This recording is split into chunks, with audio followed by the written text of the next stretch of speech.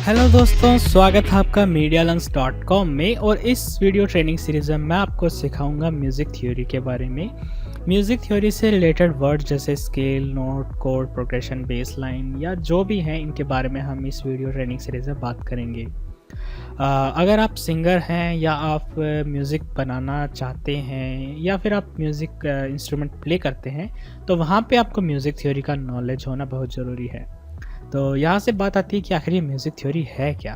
तो music theory कुछ नहीं है, एक तरह से इन्हीं का रूल है, ये गाइड है आपके लिए जो आपको मदद करती है एक तरह से म्यूज़िक को आपको समझने में, शब्दों में। आपको अगर किसी को बताना हो आखिर म्यूज़िक क्या है, कैसे ये काम करता है, तो वो सब जो है म्यूज़िक थ्योरी के अंडर आता है। कौन से नोट प्ले करने से अच्छा साउंड प्ले होगा, ठीक है? कैसे अच्छी मेलोडीज़ बनती है, आखिर ये कोड नोट्स वगैरह होते क्या हैं, वो सब जो है म्यूज़िक थ्योरी के अंडर आता है। तो खैर आप जानते हैं, तभी आप सीखने आए हैं, तो चलिए स्टार्ट करते हैं आखिर म्यूज़िक थ्योरी है क्या।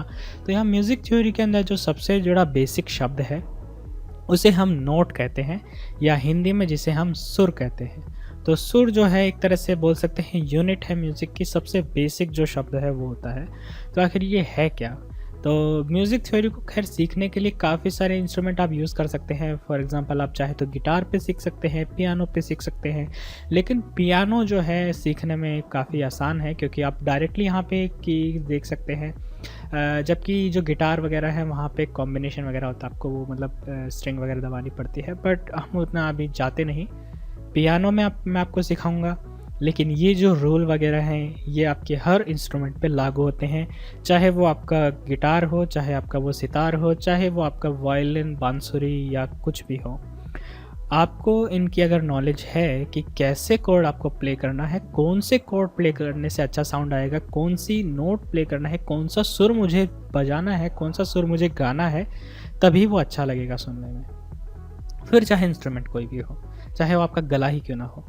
तो चलिए स्टार्ट करते हैं। जैसे देख सकते हैं ये पियानो है, यहाँ पे बहुत सारे बटन्स होते हैं, तो इन्हीं के बारे में मैं आपको बताऊंगा। इन्हें ही हम नोट कहते हैं। जैसे मैं कोई एक बटन दबाऊं, ठीक है, तो जब भी मैं कोई बटन दबाता हूँ तो उससे जुड़ी हुई एक जो साउंड है वो प्ले होती है, और इसको हम बोलते हैं नोट प्ले करना, या फिर हिंदी में जिसे हम कहते हैं सुर बजाना। तो जब मैं कोई की प्ले करता हूँ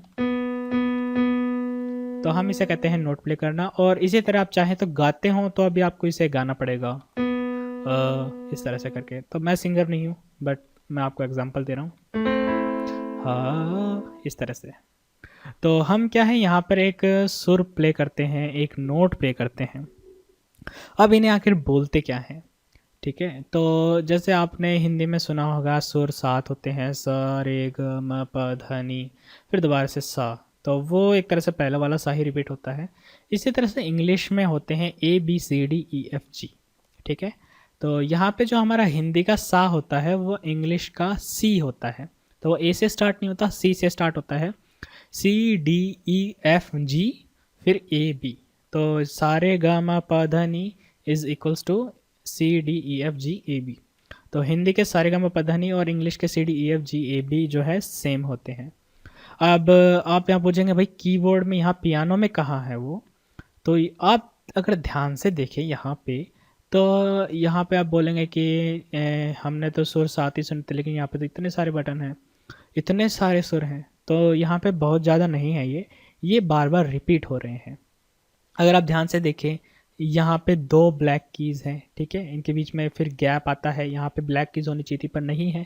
उसी तरह से यहाँ पे फिर 3 ब्लैक कीज़ है, फिर 1 होनी चाहिए पर नहीं है।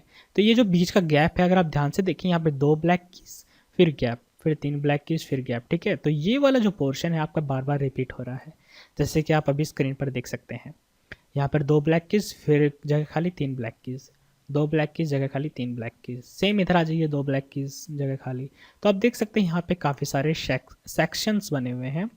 तो ये जो 12 कीज़ हैं, ये जैसे आपकी यहाँ से स्टार्ट होती है 1 2 3 4 5 6 7 8 9 10 11 12, ये जो 12 कीज़ है इनके आपके ये सेट बने हुए हैं। इन सेट में आखिर फ़र्क क्या है? अगर मैं आपको कहूँ कि ये जो की है और ये जो की है दोनों सेम है, ठीक है? अगर मैं इन्हें प्ले करके आपको सुनाता हूँ, ये की, तो आप बोलेंगे कि ये दोनों सुनने में तो लगभग सेम है, इनके अंदर का जो कैरेक्टर है यानी इनके अंदर की जो मेन आवाज़ है, मेन जो धुन है, मेन जो सुर है वो सेम है, ठीक है। लेकिन इनमें फ़र्क क्या है कि एक जो है हाई पिच है, ऊंचा स्वर है, और एक आपका धीमा या नीचा या फिर लो पिच है। और अगर मैं और नीचे लेके जाऊं, ठीक है, तो ये आपका और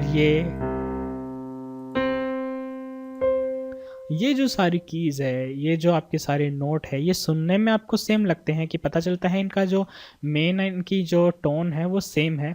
फ़र्क किसका है? इनकी पिच का फ़र्क है कि एक हाई पिच में है, एक लो पिच में है, बट इनका जो कैरेक्टर है वो सेम है। ये जो हमने की प्ले करी है इसे हम सी बोलते हैं, या हिंदी में जिसे हम सा बोलते हैं। तो ये आपका सी है, ये उसके बाद अगला डी आ जाता है। अगर आप एक बार इन ब्लैक कीज़ को भूल जाइए, सी, डी, फिर ई, जैसे कि आप यहाँ पे भी पढ़ सकते हैं,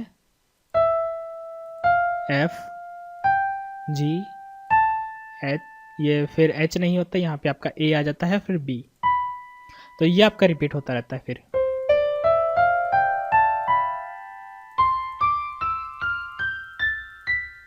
और सेम ही याद,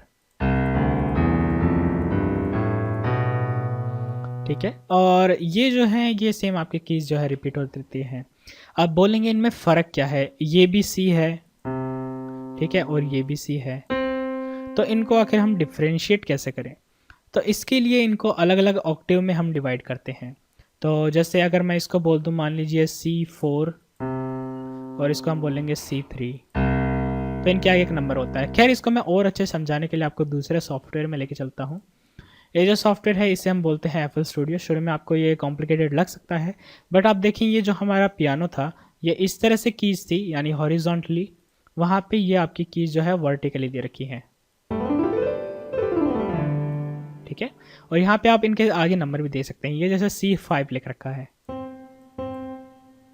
यहाँ पे जब मैं एक नोट रखता हूँ तो ये इसे प्ले करेगा, और ये जो है ये टाइम को शो करता है। जैसे मैं इसे प्ले करूँगा तो ये टाइम को शो करेगा, ठीक है, इस तरह से। अब यहाँ पर ये है C5, और जैसे मैंने बताया था दो ब्लैक कीज़ के जस्ट पहले वाला, जैसे आप देख सकते हैं यहाँ पे दो ब्लैक कीज़ के जस्ट पहले वाला ये आपका C था, उसी तरह से आपको दो ब्लैक कीज़ के जस्ट पहले वाला C है, ठीक है, उसी तरह से दो ब्लैक कीज़ जस्ट पहले वाला C है। तो ये तीनों सेम है।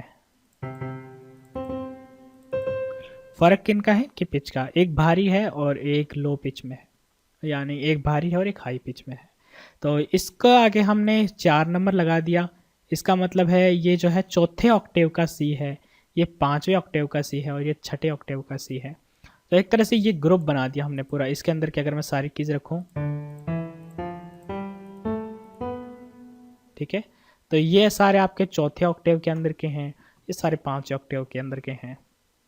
और इसका अगर मैं कलर चेंज करूं यहाँ से,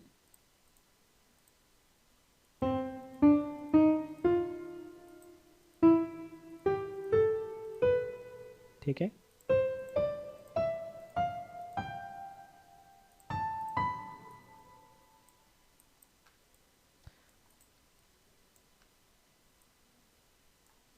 तो आप देख सकते हैं यहाँ पे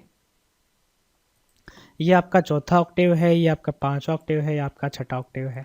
तो जैसे जैसे ऑक्टेव का नंबर बढ़ता है, यानी 6, ये ऊपर, फिर आप और ऊपर जाएंगे 7, ठीक है, उसी तरह नीचे 3, 2, तो नीचे जितना कम ऑक्टेव नंबर होगा वो आवाज़ उतनी ही भारी होगी। यानी जो C4 है वो भारी होगा, C5 थोड़ा हल्का होगा पिच में, और C6 और हाई पिच में, और और ऊपर भी जा सकते हैं, ठीक है, उसी तरह आप नीचे भी जा सकते हैं।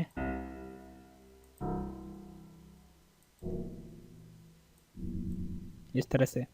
और यही आपका पियानो में आप इधर लेफ्ट साइड में जाते हैं तो भारी होता है, फिर इस तरह से राइट साइड में जाते हैं तो सेम वही है, बस ऊपर से नीचे है। तो ये आपके डिफरेंट नोट होते हैं। अगर जैसे मैंने आपको इनके नाम बता ही दिए, अब बात करते हैं इन ब्लैक कीज़ के बारे में, जिनको हम शार्प नोट या कहते हैं। तो इनको दिखाने के लिए मैं जैसे इस सॉफ्टवेयर में जाता हूँ, इधर view and then keyboard style, और इसको मैं करता हूँ फ्लैट। तो आप यहाँ पे इनका नाम देख सकते हैं। तो इनके नाम काफ़ी आसान है, जैसे सी के जस्ट बाद वाला है उसको हम सी हैश, जिसके आगे हैश का जो साइन है वो लगा हुआ है। इधर डी के जस्ट वाली के आगे डी हैश लगा हुआ है।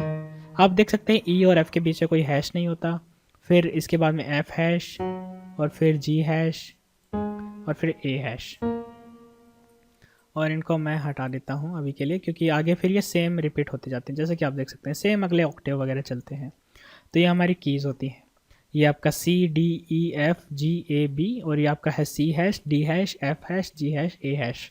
तो आपके पास में 7 तो मेन नोट होते हैं, ठीक है, जैसे 1 2 3 4 5 6 7, और 5 आपके पास ये हैश वाले नोट होते हैं जिनको हम शार्प नोट भी कहते हैं। तो ये आपके पास में हुए 5 और प्लस ये 7, तो टोटल आपके पास म्यूज़िक में 12 सुर होते हैं। यही आपके सुर जो है बार बार रिपीट होते रहते हैं अलग अलग ऑक्टेव के अंदर। बस इनके आगे का जो नंबर है 5 4 ये बदलता रहता है। तो ये आपका जो मेन नोट्स होते हैं। अब ये जो हैश वाले होते हैं इनको हम 2 तरीके से बोल सकते हैं। जैसे ये जो सी हैश है इसको हम सी हैश नहीं बोलते, क्योंकि ये साइन हैश का है इसलिए मैं इसको सी हैश बोल रहा हूँ, लेकिन इसको सी हैश नहीं बोलते। इसको हम बोलते हैं या तो सी शार्प कहते हैं या इसे हम डी फ्लैट कहते हैं। अब सी हैश को सी शार्प तो आप समझ जाएंगे, ठीक है, सी हैश को हमने शार्प बोल दिया, बट ये फ्लैट के अंदर हमने डी फ्लैट क्यों बोला? तो शार्प नोट का मतलब होता है कि जब आप एक की से जस्ट अगली की को बता रहे होते हैं। तो अगर मैं बोलूँ आपसे डी शार्प, तो आप कहाँ ढूंढेंगे? आप पहले की ढूंढेंगे डी, फिर उससे जस्ट अगली वाली की, तो ये वाली, तो हमको इसको डी शार्प कहेंगे। अगर आपको मैं कहता हूँ जी शार्प कौन सी की है, तो आप सबसे पहले ढूंढेंगे जी और फिर उससे जस्ट अगली वाली की, ठीक है, ये जी शार्प हो जाएगी। और इसी तरह अगर आपको मैं बोल दूँ एफ शार्प कौन सी है, तो आप ढूंढेंगे एफ और फिर एफ, ये वाली। और इसी तरह अगर आपको कोई बोल दे, जबकि ये सिनेरियो नहीं होता, बट फिर भी अगर आपको कोई बोल दे ई शार्प कौन सी है, तो आप बोलेंगे भाई ई शार्प जैसी कोई की होती नहीं। बल्कि ये कहना गलत है, क्योंकि अगर आप जाएं ई, ये देखें इससे जस्ट अगली की एफ, तो हम बोल सकते हैं कि जो एफ है वो ई शार्प भी है, क्योंकि शार्प का मतलब यही होता है कि जस्ट आपको उससे अगली की बतानी है। तो जो ई शार्प है एक्चुअल में वो एफ होती है, और क्योंकि हम उसे एफ बोल ही रहे हैं तो उसको ई शार्प बोलने का कोई मतलब ही नहीं बनता। उसी तरह से जो फ्लैट कीज़ होती हैं वो जस्ट पिछली होती हैं। तो अगर मैं आपको बोलूँ डी फ्लैट कौन सी है, तो आप सबसे पहले ढूंढेंगे डी और फिर जस्ट उससे पहले वाली की, तो ये सी शार्प। तो सी शार्प और डी फ्लैट दोनों एक ही चीज़ है। इसी तरह मैं आपको बोलूँ जी फ्लैट कौन सी है, तो आप सबसे पहले ढूंढेंगे जी और फिर जस्ट उससे पहले वाली की, यानी कि एफ शार्प। तो इसको हम जी फ्लैट भी कहते हैं। तो ये नाम सेम है। तो अगर मैं आपको यहाँ पे दिखा दूँ, तो जो आप ए हैश है उसको आप ए शार्प या बी फ्लैट कह सकते हैं। उसी तरह से जो आपकी जी हैश की है उसको आप जी शार्प या ए फ्लैट कह सकते हैं। उसी तरह से आप जो एफ हैश है उसको आप एफ शार्प या जी फ्लैट कह सकते हैं। और उसी तरह से आपका जो डी शार्प है उसको, जो डी हैश की है उसको आप डी शार्प या ई फ्लैट कह सकते हैं। उसी तरह से आप सी हैश को सी शार्प या डी फ्लैट कह सकते हैं, और इसी तरह ये सारी होंगी। और इनके आगे जो नंबर है आप उसे बोल सकते हैं, जैसे C sharp 4, D sharp 4, F sharp 4, G sharp 4, A sharp 4, या फिर B flat 4, A flat 4, G flat 4, A flat 4, या फिर डी फ्लैट 4। तो ये पूरी तरह से आपके डिपेंड करता है, आप चाहे तो उन्हें फ्लैट स्टाइल में बोल सकते हैं या फिर आप उनको शार्प स्टाइल में बोल सकते हैं। तो जो आपको अच्छा लगे। मैं पर्सनली शार्प नोट बोलना पसंद करता हूँ। और इनको आखिर लिखते कहते हैं कैसे हैं, तो शार्प नोट के आगे सिंपली हैश का साइन लगता है, और जो आपका फ्लैट है उसके नीचे एक स्मॉल बी का साइन लगता है। तो जैसे बात करते हैं ए हैश है, इसको आप क्या बोलेंगे? ए शार्प बोल सकते हैं, तो इसको हम सिंपली ए हैश लिखेंगे, या फिर इसे हम बी फ्लैट बोलेंगे तो बी के नीचे स्मॉल बी लगाएंगे। तो अगर कहीं पे बी और स्मॉल बी लिखा है इसका मतलब है वो बी फ्लैट है, ठीक है। और इसी तरह से कहीं पे लिखा है जी के नीचे स्मॉल बी, तो उसका मतलब है वो वहाँ पे जी फ्लैट है। और इसी तरह से अगर कहीं पे ई फ्लैट लिखा हुआ है तो उसका मतलब है, यानी ई के नीचे स्मॉल बी है, यानी वो आपकी डी शार्प की है। तो इस तरह से लिखा आता है। तो अगर आपको कहीं पे लिखा हो, मान लीजिए कि आपको जी स्मॉल बी 4, ये की आपको प्ले करनी है। तो आप कौन सी की प्ले करेंगे? तो यहाँ से आप देखेंगे जी के नीचे स्मॉल बी है, इसका मतलब वो जी फ्लैट है, यानी उसे हम एफ शार्प कह सकते हैं। अब एफ शार्प कौन सी वाली? 4 नंबर वाली। तो हम यहाँ पे ये वाली की नोट जो है वो प्ले करेंगे, ये वाली की जो है वो हम प्ले करेंगे, ये वाला जो नोट है या ये वाला जो सुर है वो हम प्ले करेंगे। उसी तरह से कहीं पे लिखा हो आपको E4 प्ले करना है, तो काफ़ी सिंपल है, आपको ई ये जो है वो प्ले करना है, कौन सा? 4 नंबर वाला, ठीक है, इसी तरह से। तो इस तरह से आप कोई भी की है जो वो प्ले कर सकते हैं। मैं आशा करता हूँ आपको जो बेसिक नोट्स के बारे में समझ में आया होगा।